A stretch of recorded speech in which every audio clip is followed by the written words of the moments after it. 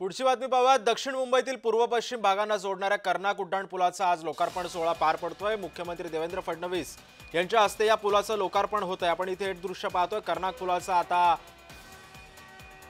नामकरण सुद्धा बदललेलं आहे। सिंदूर असं या पुलाचं नामकरण करण्यात आलेलं आहे। पुनर्बांधणीनंतर आज सिंदूर पुलाचं लोकार्पण पार पडतंय आणि आपण ही थेट दृश्य पाहतोय। कर्नाक पुलाचं जे आहे ते आता लोकार्पण झालेलं आहे। मुख्यमंत्री देवेंद्र फडणवीस यांच्या हस्ते आता सिंदूर पुलाचं जे आहे ते आता लोकार्पण झालेलं आहे। या संदर्भात अधिक माहिती देतोय आमचा प्रतिनिधी मनोज दाळकर आपल्या सोबत आहे। मनोज,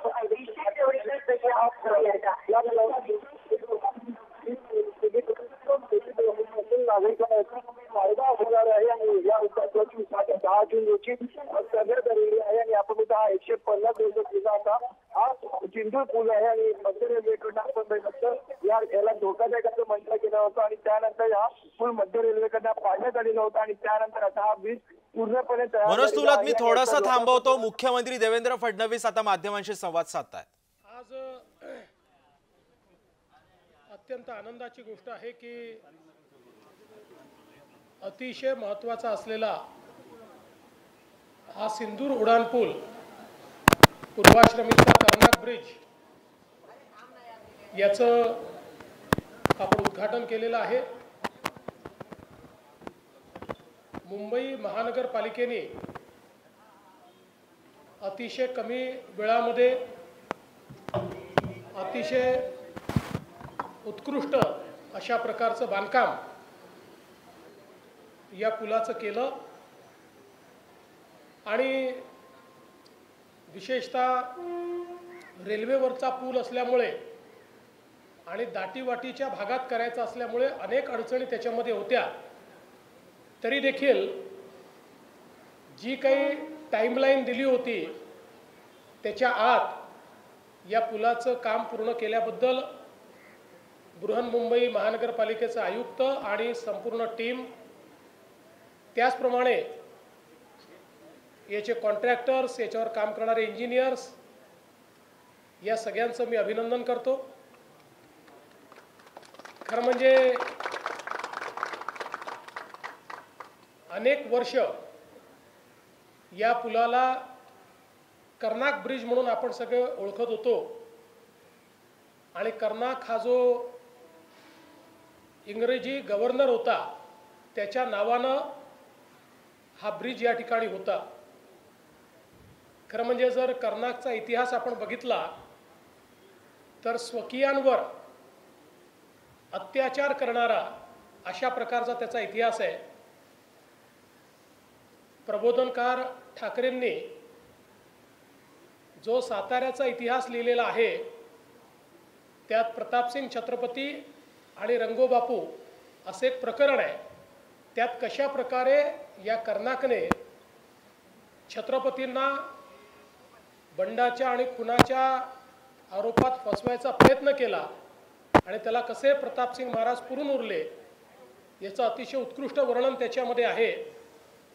त्यामुळे प्रतापसिंग महाराज असतील, मुधोजी राजे असतील, या सगळ्यांना फसवण्याचा प्रयत्न करणारा आणि भारतीयांवर अत्याचार करणारा अशा प्रकारचा कर्नाक या काळ्या इतिहासाची पानं ही पुसली पाहिजेत।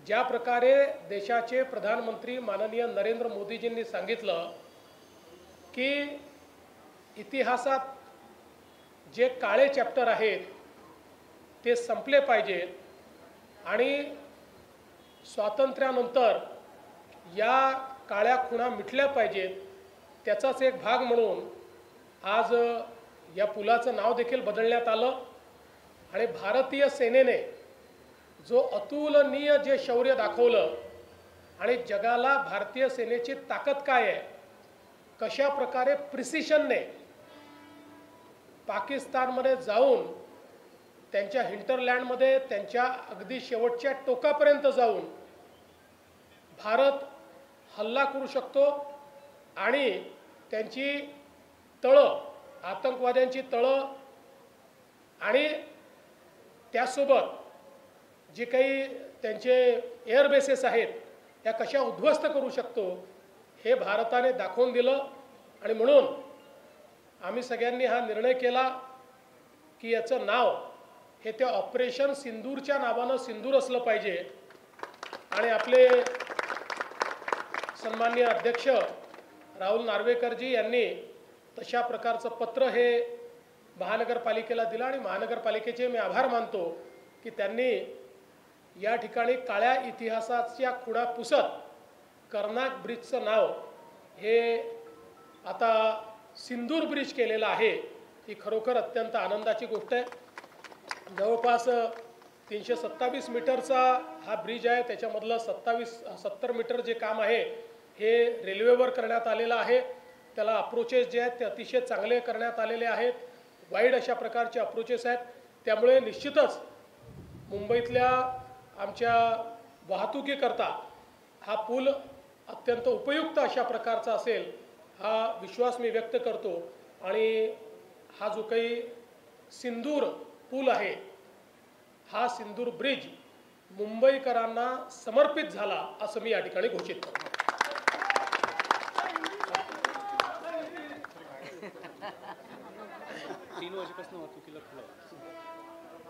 आणि हा ब्रिज 3 वाजेपासून वाहतुकीला खुला होईल. आज बहुत खुशी की बात है कि मुंबई में सिंदूर ब्रिज का उद्घाटन किया जा रहा है.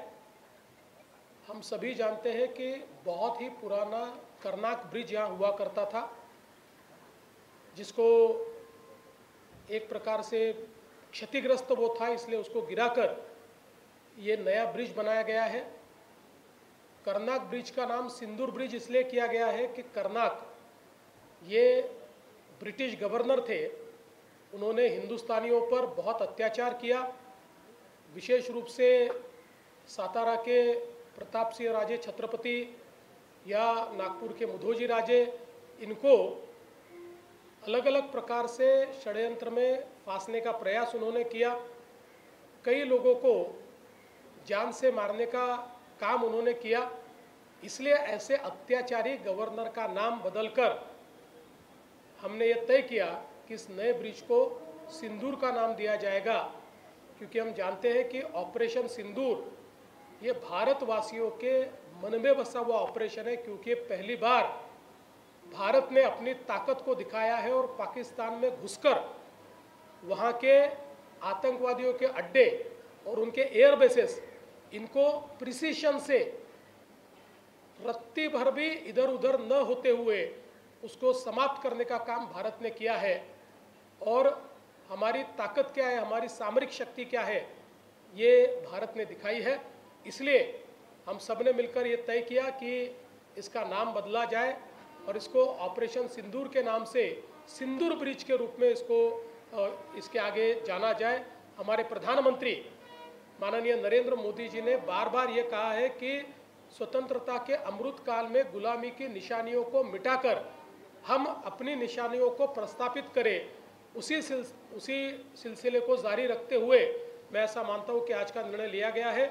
मैं बृहन मुंबई महानगर पालिका का बहुत बहुत अभिनंदन करना चाहता हूँ, उनको बधाई देना चाहता हूँ. रिकॉर्ड टाइम में उन्होंने इस ब्रिज को कंप्लीट किया है.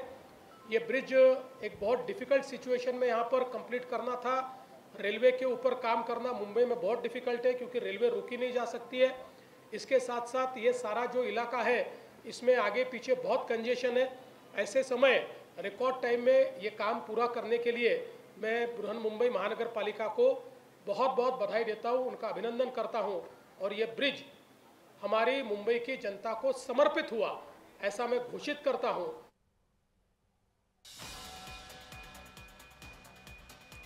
त्यामुळे एकनाथ शिंदे दिल्लीमध्ये असल्याची माहिती आता मुख्यमंत्री देवेंद्र फडणवीसांनी दिली। आज मुख्यमंत्र्यांच्या हस्ते सिंदूर उड्डाणपुलाचं लोकार्पण पार पडलं। तसंच दक्षिण मुंबईतील पूर्व पश्चिम भागांना जोडणारा हा सिंदूर पूल असणार आहे।